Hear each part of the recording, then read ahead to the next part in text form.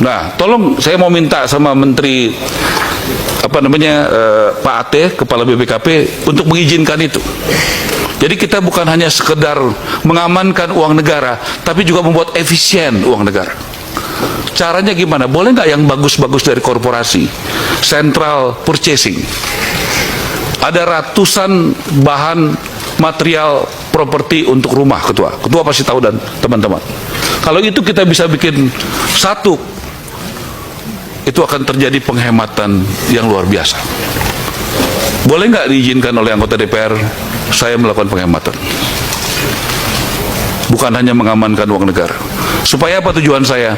Supaya harga rumah turun dan uangnya bisa, jadinya pembeli rakyat bisa membeli rumah dengan harga lebih murah.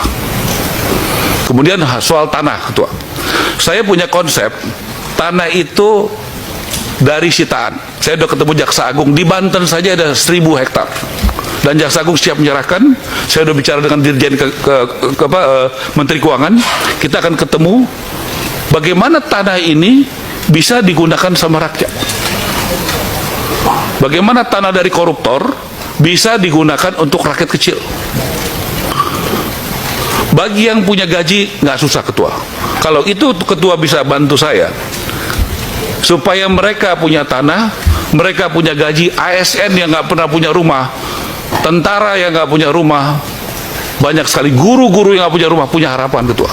Ini soal kebijakan dan policy. Kalau di ruang rapat ini izinkan minggu depan ketemu di sini ada Menteri Keuangan, BPKP, ATR, setengah masalah ini selesai, Ketua. Ini harus ada keputusan politik. Bagaimana barang-barang sitaan ini, boleh nggak itu kita ambil negara dan kita kembalikan buat rakyat, harganya jadi sangat murah. Orang yang melakukan kesalahan ya harus mendapat hukuman yang setimpal dengan perbuatannya. Jadi berat ringannya hukuman, gradasinya itu harus paralel dengan berat ringannya kesalahan. Ya. Saya sangat percaya Pak Kapolri dan Pak Kadif Propam tahu sekali cara memainkan barang itulah, kurang lebih ya. Ini kan ya Pak ya, kayak sama kita pegang gelas gini, kalau terlalu kenceng bisa pecah gelasnya, kalau kita lepas ya pecah juga. Ya, Pak Rikwanto nanti bisa menjelaskan itu. Ya, lalu tadi soal maaf untuk korupsi, Anda sudah tanyakan ini berkali-kali ya, dimanapun tanya dan berbagai orang sudah sampaikan, ya silakan saja Anda nilai ya. Kalau saya itu kan pernyataan umum seorang pemimpin pemerintahan maupun pemimpin negara, kepala negara, nggak bisa dijawab dengan ya hal ihwal prosedural ala Mahfud MD. Mahfud MD ini orang gagal. Ya, dia sendiri menilai dia gagal ya 5 tahun sebagai Menko Polhukam dengan memberi skor 5 dalam penegakan hukum. Apa yang mau dinilai dari Mahfud MD gitu kan? Nah, jadi ya teman-teman ya, itu aja. Saya malas, capek kita berdebat ya. Nggak mungkin Pak Prabowo itu menginstruksikan untuk mengabaikan berbagai peraturan perundang-undangan. Intinya adalah semua protokol hukum kita memang ditujukan untuk memaksimalisasi pengembalian kerugian keuangan negara. Itu stressingnya gitu. Jadi yang diperdebatkan kalau pengembalian keuangan negara bagaimana orang dihukum, enggak gitu. Kita ini memperdebatkan hal yang remeh-temeh tapi melupakan hal yang paling substansi dalam pemberantasan korupsi. Tinggal saja aparatur negara, kepolisian, kejaksaan, KPK menerjemahkan arahan Pak Prabowo itu sesuai dengan hukum dan perundang-undangan yang berlaku. Jadi Pak Mahfud jangan menghasut bahwa Pak Prabowo mengajarkan melanggar hukum dan lain sebagainya, gitu loh. Oke? Terus soal Harun Masiku dan lain sebagainya, silahkan saja KPK memproses. Ya, kita hormati hak KPK untuk melaksanakan tugasnya, tapi kita hormati juga haknya Pak Hasto ya untuk melakukan pembelaan diri. Kita berikan kesempatan seluas-luasnya kepada beliau. Ya, kalau soal ini politik nggak politik itu sampai nanti kiamat kita nggak akan selesai berdebat. Ya, pasti akan sangat subjektif. Ya, orang yang keinjak akan teriak, orang yang nggak keinjak ya akan diam saja. Itulah dunia kita saat ini. Ya, Tapi kalau aturan nanti ditegakkan, yang dituduhkan maupun yang dibantahkan. Oke, halo teman-teman, kembali lagi bersama saya di channel ini. Salam NKRI harga mati. Teman-teman, dalam video ini kita telah mendengarkan sebuah edukasi ya, ataupun cuplikan video yang dilakukan oleh Habibur Rahman ya. Begitu memberikan statement-statement, tentunya ini membuat pakar-pakar hukum di Indonesia yang memang pro akan keadilan, pro akan kebenaran, mereka geli melihat sikap dan tindakan Habibur Rahman ini.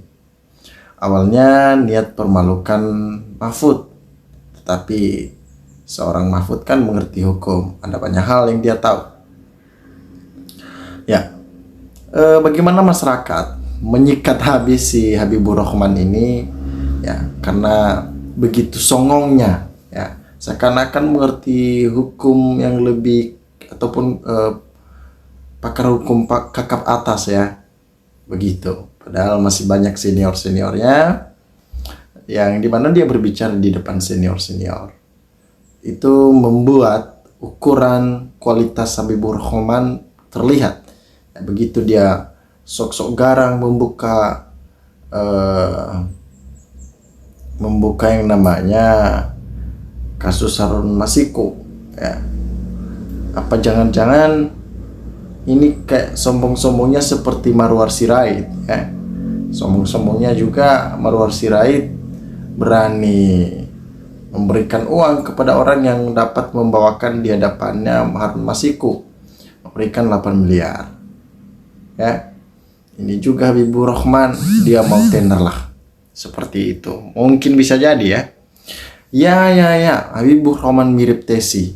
Oh, lah Tesi pul ini kan, lah Tesi lagi nih yang lain. Cocoklah kalau dia jadi pelawak. Berjuang terus Pak Mahfud, tegakkan kebenaran. Maju tak gentar, kami rakyat yang waras bersama Prof. Salam Waras. Ya, Profesor Mahfud MD. Tentunya dia bukan bandingan dari seorang Habibur Rahman inilah. Masa dibandingkan dengan ece-ece seperti itu, anak ingusan seperti itu kan, tidak layak untuk dibandingkan. Orang jujur seperti Pak Mahfud tidak akan gentar. Beliau orang cerdas, jujur, berani, dan benar apa yang disampaikan. Bukan mengada-ngada, bukan cuman sebuah omongan belaka, tetapi fakta yang terjadi itu sesuai dengan data. Bagi kita sebagai rakyat di Indonesia, tentunya orang-orang yang seperti Habibur Rahman ini ketika berbicara ya, kita mules mendengarkannya ya. Habibur Rahman itu jadi sombong, mentang-mentang lagi dekat dengan Prabowo. Ingat, jabatan itu titipan ya. Lihat kasus Miftah ya, memang titipan sebuah jabatan. Orang-orang yang sudah baru-baru dekat sama Prabowo ini pada sombong-sombong semua ya. Kenapa begitu? Marwar Sirait lah ya, Habibur Rahman lah, luar biasa sombong-sombongnya. Saya nggak tahu itu dari mana dapatnya, apakah itu penyakit yang menular ataupun seperti apa ya. Mumpung berkuasa kerup saja harta negara, siapa saja yang anti korupsi kriminalisasi saja dengan hukum ya. Kami rakyat tak perlu IKN, tolong IKN diaudit, diusut, biar rakyat tahu Jokowi itu pasti korupsi di IKN. Nah, terbongkar bobroknya kan, ada banyak hal yang terbongkar ya. Tersampaikan di sini bahwa koruptor dimaafkan asalkan dibalikin uang yang dicuri. Habis maling sepeda motor apa boleh dimaafkan bos. Luar biasa. Apa yang telah diberikan kepada bangsa dan negara oleh Habibur Rahman? Dia telah memberikan hal-hal yang gokil ya, berdebat politik, tetapi ya tidak sekelas lah sama Mahfud MD. Masa dia melawan Mahfud MD? Sehat-sehat ya Pak Mahfud. Bapak adalah salah satu aset bangsa yang hebat dan langka di negeri ini. Saya sungguh sangat mengagumi dan mengidolakan Bapak. luar biasa. Nah, teman-teman, sini sampaikan lagi. Yang pertama, kita perlu ahli bahasa untuk menerjemahkan omongan Prabowo tentang memaafkan koruptor. Yang kedua, Habibur Rahman berbicara di sini, dia sebagai wakil rakyat atau sebagai wakil dan juru bicara partainya. Itu yang perlu diperjelas agar tidak ada kebohongan publik dan tebar pesona untuk pembelaan diri karena keburukannya yang dibuat 300 triliun hanya divonis 6 tahun. Itulah prestasi terbaik di pemerintahan ini. Salam akal sehat. Ya, banyak yang terjadi lah.